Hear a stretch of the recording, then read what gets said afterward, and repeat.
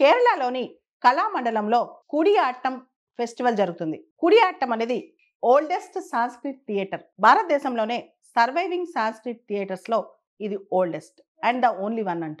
యాక్చువల్‌గా ప్రాపర్ నాట్య శాస్త్ర గైడ్‌లైన్స్‌తో ఒక సాంస్క్రిట్ థియేటర్ ఇలా సర్వైవ్ అవ్వటం ఇదే మొదటిసారి, చివరిసారి అంటున్నారు.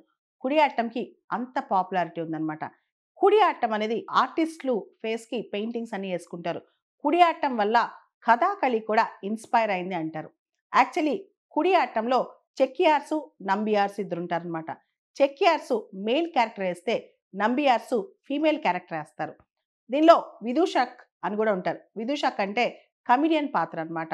అద్భుతమైన రామాయణ, మహాభారత కథలన్నీ కూడా కుడియాట్టం థియేటర్ ద్వారా అద్భుతంగా వాటిని చూపిస్తారనమాట.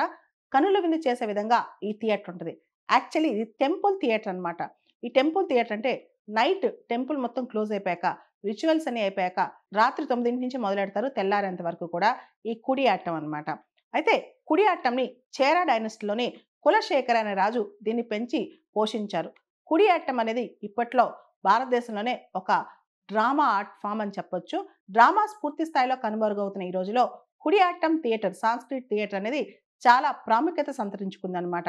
సో, ఈ కుడియాట్టంలో ముఖ్యంగా ఎపిక్స్ కావచ్చు, ఉపనిషత్స్ కావచ్చు, బేసికల్‌గా మైథలాజికల్ స్టోరీసే ఎక్కువ వేస్తారనమాట. దీనిలో 3, 4 క్యారెక్టర్స్‌లో మొత్తం కథ కూడా నడిపిస్తా ఉంటారనమాట. ముఖ్యంగా కొన్ని ఘట్టాలు తీసుకుంటారు. రామాయణం కానీ, మహాభారతం కానీ కొన్ని ఘట్టాలు తీసుకొని వాటిని అత్యద్భుతంగా వర్ణిస్తారనమాట సాంస్క్రిట్‌లో. సాంస్క్రిట్ థియేటర్‌లో కంపల్సరీ కొన్ని గైడ్‌లైన్స్ ఫాలో అవ్వాలి. నాట్యశాస్త్ర గైడ్‌లైన్స్ ఖచ్చితంగా కొన్ని ఫాలో అవ్వాలి. పూర్తి స్థాయిలో స్ట్రిక్ట్ రూల్స్‌తో ఫాలో అయ్యేదే కుడియాట్టం అని చెప్పుకోవచ్చు. గుప్తా పీరియడ్‌లోని ఒక సాంస్క్రిట్ కవి బాస ఆయన రాసిన ప్లేస్ ఎక్కువగా చూపిస్తారు ఈ కుడియాట్టం డ్రామాలో. అంతేకాదు 2008లో కుడియాట్టం సాంస్క్రిట్ థియేటర్‌కి యునెస్కో ఇంటాంజిబుల్ హెరిటేజ్ స్టేటస్ కూడా వచ్చింది. అంటే తరతరాలుగా వారసత్వంగా వస్తున్న హెరిటేజ్‌ని ఇంటాంజిబుల్ హెరిటేజ్ అంటాం. దాన్ని టచ్ చేయలేం కానీ ఫీల్ అవ్వగలం అనమాట. దాన్నే ఇంటాంజిబుల్ హెరిటేజ్ అంటాం.